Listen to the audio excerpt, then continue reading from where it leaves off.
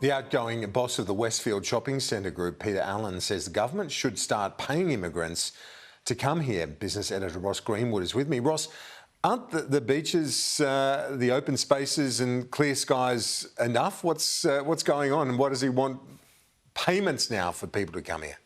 Precisely. That's exactly what Peter Allen says. So the outgoing chief executive of the company that owns all of the Westfield shopping centres here and in New Zealand is Scentre Group. It's come out with half-yearly profits today. I sat down and had a chat with him earlier today, along with Elliot Rusanow, who is the incoming chief executive. The little surprise to me late was when I talked to him about immigration. He said we need more skills in this country. We need more people. And maybe just relying on the beaches and our great weather really isn't enough now. Have a listen to what Peter Allen says. We are competing for talent as a country, and so therefore you look at other countries in terms of what they're doing to be able to access that talent. Now, other countries aren't as beautiful as Australia in terms of being able to bring people in, but we may have to be able to provide an incentive for bringing people into Australia. Now, it's interesting here, Kieran, because Peter Allen hasn't been given a gig at the job summit that's coming up, which will look at population and the skills shortage. But somebody else who won't be there is Angus Taylor, the shadow treasurer. Of course, the government, or the opposition, has knocked back their invitation to the job summit. I spoke with Angus Taylor just a short time ago and put this idea of paying immigrants to him as well. Here's what he said.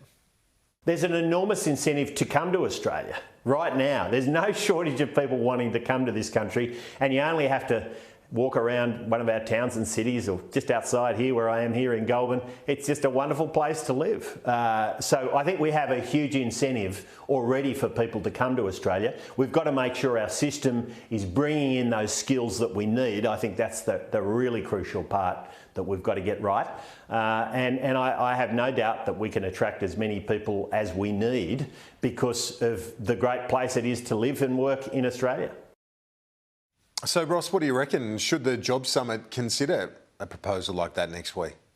I think it certainly should, because if you actually look at the statistics, what it shows you is that since our borders reopened at the beginning of this year, the level of immigration, total travellers coming into this country, doesn't matter whether they're permanent migrants or whether they're students or whether they're just tourists coming through the door, has only got back to 50% of pre-pandemic levels. So there is clearly some sort of a barrier about tourists coming back in the level at which they did before. Australia also has skills shortages. We do need more migrants in this country, and as a result, we need to actually have our services industries picked up. Every idea is a good idea. You've just got to put it on the table and have a conversation about it. And certainly in the Job Summit, there's no doubt that all of these issues, skills shortages and migration, are on the table. So this one is not a bad idea. Ross, there have been some wild swings in share prices today, haven't there? Company profits obviously still coming in. One of the big falls was for the online retailer Kogan. So Kogan.com, people know it. Russell and Kogan, the founder of this business, they've taken significant amounts of money out of this company via big share sales over a period of time. The share price has gone down. Well, the result also has seen Kogan drop into its first ever loss as a publicly listed company. And this is what's happened to the share price as a result, down 8.16%. The loss here, $35 million. It had been making money.